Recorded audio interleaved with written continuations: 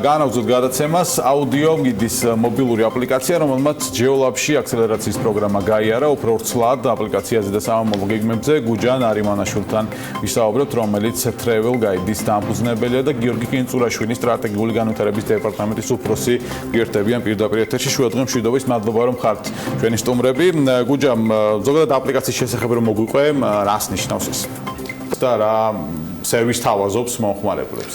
დიახ, ეს ბიზნეს იდეა მდგომარეობს იმაში, რომ გაერთიანებულია სამი ძირითადი სერვისი. ეს არის აუდიო გზამკვლევი, რუკა და ინფორმაცია ტურისტული ობიექტების შესახებ.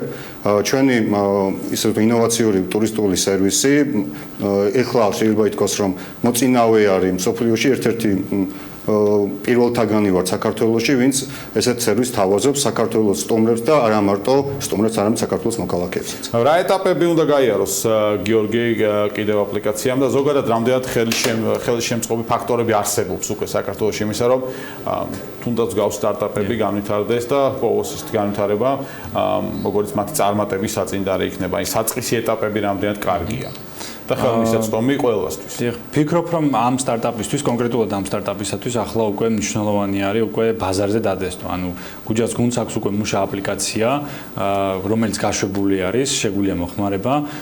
იგივე სტარტაპ საქართველოს ფინალისტების გამოცდილებას რო დავაკვირდეთ, მოგეხსენებათ, ახლახან სტარტაპ საქართველოს 8 გამარჯვებული იმყოფებოდა ამერიკაში ინვესტორებთან შეხვედრის მიზნით და იქ ზუსტად ყველა მის უკავშირი მიიღო რომ და დარწმუნდნენ კიდევ ერთხელ რამდენად მნიშვნელოვანი არის ფაქტები სტარტაპის ზრდის შესახებ. ანუ ამ შემთხვევაში Travel Guide App-ის მიზანი ამ ეტაპზე არის ის, რომ დატესტოს რამდენად იღებს მომხმარებელი ამ აპლიკაციას, აჩვენოს რაოდენობა, რამდენი მომხმარებელი ეყოლება რა ვადაში და ამის საფუძველზე უკვე ესაუბროს დამატებით ინვესტორებს. ამ კუთხით ზუსტად ინკუბატორის პროგრამა მიზნით ეხმარება გუნდს, რომ სწორად დაგეგმოს მარკეტინგული ნაბიჯები ამ ეტაპზე და შემდეგ უკვე შევახვედროთ ამ ეტაპის გამოანალიზებელი შედეგებით პოტენციურ ინვესტორებთან და პარტნიორებთან დემოდრის ფარგლებში. გიორგი, რამდენად მნიშვნელოვანია, რომ პროექტი, რომელზეც ჩვენ ვსაუბრობთ, სტარტაპი, რომელსაც ვაკეთებთ, ასე ვთქვათ, იყოს გლობალურ, ვთქვათ, ბაზარზე გათვლილი და ესე არის თუ არა წარმატების ერთ-ერთი განმაპირობებელი, თუნდაც როდესაც მივდივართ ჩვენ ინვესტორებთან და ვესაუბრებით. რა თქმა უნდა, ამ შემთხვევაში ვსაუბრობთ საინფორმაციო ტექნოლოგიებზე. ეს არის ისეთი სფერო, სადაც ექსპორტისთვის არ გვჭირდება ყუთების დატვირთვა და ასე ვთქვათ, გადაზიდვა. ანუ ეს არის ძალიან სწრაფად მასშტაბირებადი სფერო, მობილური აპლიკაცია ვრცელდება წამებში მსოფლიოს მასშტაბით. ზუსტად ამიტომ ძალიან მნიშვნელოვანია, რომ თავიდანვე სტარტაპები ფიქრობდნენ გლობალურად, რადგან არის ზღვა შესაძლებლობები, ძალიან დიდი ბაზარი და შესაძლებლობა, რომ დიდ შედეგებზე გავიდეთ დიდ რაოდენობაზე. ჩვენთვის სააგენტოსთვის და ეკონომიკის სამინისტროსთვის ზუსტად ამიტომ არის პრიორიტეტული ეს მიმართულება, რომ ამ შემთხვევაში ხდება ცოდნის ექსპორტი.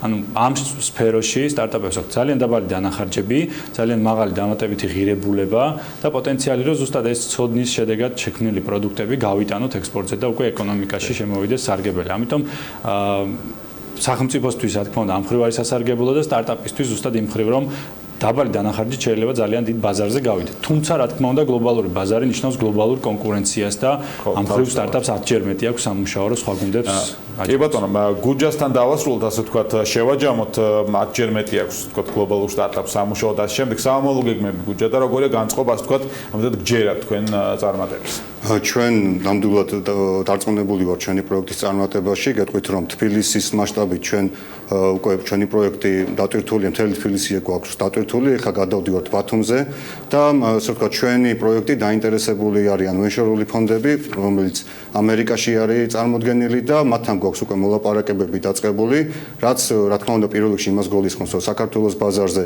თავი დავიმკვიდროთ და შემდეგ უკვე გავიდეთ ევროპაში.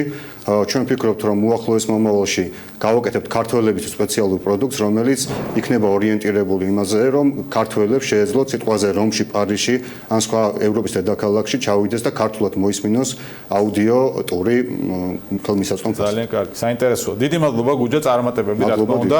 გუჯან არიმანაშვილი და გიორგი კინწურაშვილი იყვნენ საქმის კურსის სტუმრები, წარმატებები მათ. საქმის კურსი 15 საათზე ამით დასრულებულია. მადლობა რომ გვიყურეთ. TV1-ზე და გვისმინეთ ჩვენი პარტნიორი რადიოების თბილისის და ჰერეთის საშუალებით 22 საათი და 30 წუთზე შევხვდებით ერთმანეთს. დროებით.